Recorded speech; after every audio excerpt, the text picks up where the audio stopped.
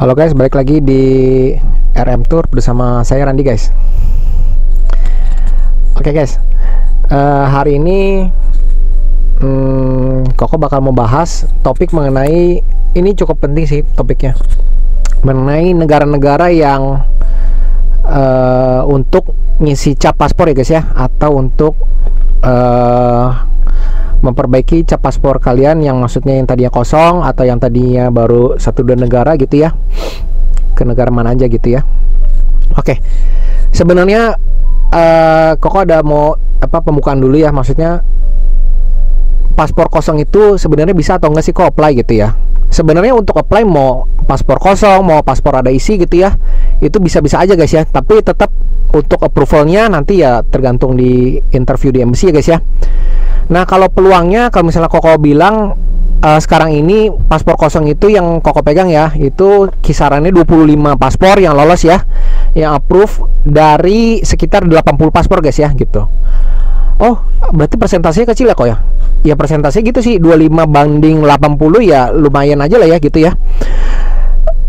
Itu pun juga maksudnya ya puji syukur gitu lolos ya guys ya, karena memang pertama cap paspor yang banyak pun belum tentu, maksudnya belum tentu langsung granted, langsung pasti approval ya. Apalagi yang cap paspor kosongnya itu 25 paspor pun menurut Koko sebuah ya bagus lah, maksudnya prestasi yang bagus lah gitu ya menurut Koko gitu. Nah oke, kok sebenarnya cap paspor yang bagus itu ke berapa negara? Nah ini pertanyaan yang paling sering muncul nih. Sebenarnya nggak ada maksudnya nggak ada yang pasti berapa negara terus biar untuk approve ya. Nggak yang kayak misalnya nilai matematika 8 kali 10 itu 80, 5 tambah 5 itu 10 ya. Itu nggak fix atau nggak langsung seperti itu ya guys ya. Jadi nggak ada hitungannya mesti berapa cap paspor langsung lolos gitu, nggak ada ya guys ya. Satu cap paspor pun yang lolos ada, 2 cap paspor yang lolos ada. Nah yang paling sering orang biasanya 3 cap paspor ya guys ya, yang apply di Koko ya. Cap paspornya apa aja kok gitu. Yang cap paspor 1 yang lolos misalnya negara dekat-dekat pun ada, ke Thailand doang lolos, yang ke Malaysia doang lolos ada, yang ke Singapura toh juga ada ya. Cuma kan kalau Singapura sekarang kan dia sistemnya kan autogate ya, jadi nggak pakai cap ya guys ya, jadi nggak ada yang dicap fisik ya sekarang ya gitu ya. Kalau dulu masih ada gitu ya. Nah gitu, kalau misalnya kalian ngincar yang gue mau memperbaikin cap paspor nih gitu ya, itu kalau bisa, maksudnya kan paspor sekarang ada 2 ya, ada yang regular biasa ya, yang kedua yang ada chip atau data diri kalian ya, yang berupa fingerprint atau dari muka ya guys ya, scan muka ya, itu namanya elektronik, paspor elektronik ya. Nah kalau paspor elektronik itu kan kalau misalnya di bandara kan autogate tuh ya, autogate bisa langsung itu ya. Tapi kalau misalnya autogate kalian otomatis nggak ada cap gitu ya. Kalau misalnya kalian mau cap yang ngantri di bagian yang regular aja gitu ya, meskipun pakai chip, pakai elektrik, paspornya ngantrinya di yang regular gitu ya, biar ada cap paspor, biar kelihatan bagus lah ya gitu ya.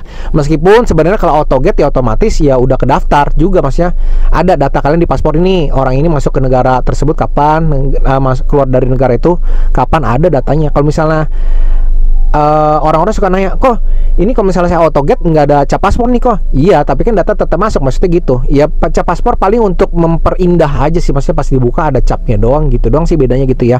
Jadi kalian nggak usah khawatir ya guys ya gitu. Nah oke, lanjut lagi. Kok biasanya kalian standar di Koko berapa cap sih biasanya gitu ya? Paling standar 3 tuh, umumnya udah pasti 3 tuh. Malaysia, Thailand, Singapura, udah pasti 3 itu paling banyak tuh apply di Koko gitu ya. Ya persentase lolos ya tergantung data masing-masing lah ya. Yang lolos juga lumayan banyak, yang ditolak juga ada gitu ya. Kok terus berapa lama jangka waktu yang kita perluin pada saat di sana gitu ya? Nah ini pertanyaan baru penting, baru ini bagus gitu. Berapa lama di sana? Nah misalnya kalau 3 negara itu ya seminggu lah ya guys ya, maksudnya jangan yang cuma 3 hari atau cuma 2 hari gitu ya, kan kelihatan banget kalau 2 hari 3 hari kalian itu kayak ngisi cap paspor gitu dong guys gitu. Jadi wah pas dilihat loh, ini orang cuma sehari 2 hari nih gitu, padahal ke Malaysia, Singapura gitu ya, 2 negara kok cuma 2 hari nih gitu. Itu menurut Koko sih kurang ya guys ya, kurang bagus ya. Jadi itu sering jadi pertanyaan pas di embassy oleh officer tuh, kenapa kamu cuma berangkatnya itu cuma 2 hari, cuma sehari gitu ya, terlalu singkat gitu ya. Minimal itu kalau misalnya 2 negara nih minimal ya 5 hari lah ya. Kalau misalnya 1 negara minimal 3 hari 4 hari gitu udah oke. Misalnya 3 negara ya otomatis seminggu ya guys gitu. Nah itu yang standar lah ya, negara-negara ASEAN itu capnya standar oke lah, kategorinya oke, lumayan aja ya. Di atas itu kok apa? Di atas itu Jepang, Korea Selatan itu kayak yang lagi populer itu guys ya, sama Taiwan sih agak populer saat-saat ini ya. Menurut Koko capnya Jepang, Korsel ataupun ke Taiwan gitu, itu paling populer. Nah tapi kalau ditanya kok ini kuatan mana antara Korsel, Jepang atau Taiwan, ya sama aja sih menurut Koko kan, itu ya sama-sama aja, sama-sama oke-oke aja lah. Maksudnya dibilang kuat banget udah pasti lolos, ya enggak juga. Kalau misalnya pasti lolos ya orang-orang tinggal ke Jepang, tinggal ke Korsel, tinggal ke Taiwan, ya udah tinggal apply visa Amerika lolos gitu. Tapi enggak yang kayak tadi Koko bilang 5 tambah 5 sama dengan 10 kayak di matematika udah fix gitu ya. Ini enggak fix kalian pasti lolos di situ. Cuma dengan adanya cap-cap yang tadi Koko sebutin, Jepang, Korsel atau Taiwan, itu udah oke banget gitu, maksudnya kategorinya oke. Terus kadang ada yang gini ke China. Nah kalau China kan biasanya sekalian tuh ke Hong Kong, ke Macau gitu ya, sekalian tripnya kayak gitu tuh, mereka udah temenan ibaratnya gitu ya. Maksudnya langsung trip ke 3 negara, Hong Kong, China, Macau, biasanya langsung 3 negara gitu. Itu cukup oke, kategori oke. Terus tour ke sana, ke tour religi juga oke, yang Israel, Jordania ya gitu, itu kan sekaligus ya, itu cukup bagus sih, cukup menurut Koko cukup oke. Nah terus ada lagi yang Turki juga oke. Terus ke India juga oke. India juga tuh ada tuh yang beberapa peserta yang di jalan-jalan India lolos tuh guys ya gitu ya. Cuma kan kalau India ya agak karena jarang dikunjungin orang Indonesia gitu ya, jadi kurang kedengeran gitu ya. Padahal cukup oke menurut Koko, cukup oke. Turki juga bagus. Nah terus kok dengar-dengar kalau misalnya biar lolos itu mesti pakai visa Schengen ya gitu ya, atau visa Eropa ya kok ya. Jadi tur Schengen 13 negara itu udah pasti lolos ya? Enggak, seperti Koko bilang, Koko ulang-ulang belum tentu, maksudnya yang kayak bilang matematika 5 tambah 5 sama dengan 10 ya guys ya gitu ya. Jadi visa Schengen itu nggak memastikan kalian pergi ke sana jalan-jalan berapa hari gitu kalian pasti lolos. Enggak juga, nggak kayak gitu guys ya. Kalau misalnya kayak gitu ya orang tinggal visa Schengen terbit, jalan-jalan ke sana, habis itu balik apply visa Amerika kalau misalnya udah pasti ya gitu. Cuma nyatanya ada loh yang visa Europe, visa Schengen ditolak, ada gitu guys ya. Nah terus ada lagi, kok kalau misalnya visa Aussie kayak gimana kok gitu ya. Kalau visa Aussie sebenarnya hitungannya kalian jalan-jalan ke sana guys ya, bukannya berarti maksudnya kok ini aku punya visa Aussie nih kok gitu ya, tapi aku baru punya visanya aja kok nih, langsung apply visa Amerika, bagus gak kok? Ya tentu nggak bagus. Maksudnya visa itu bukan sekedar hanya visa, tapi kalian gunakan gitu ya, kalian gunakan jalan-jalan. Nah itu baru namanya kalian ada cap jalan-jalan gitu guys ya.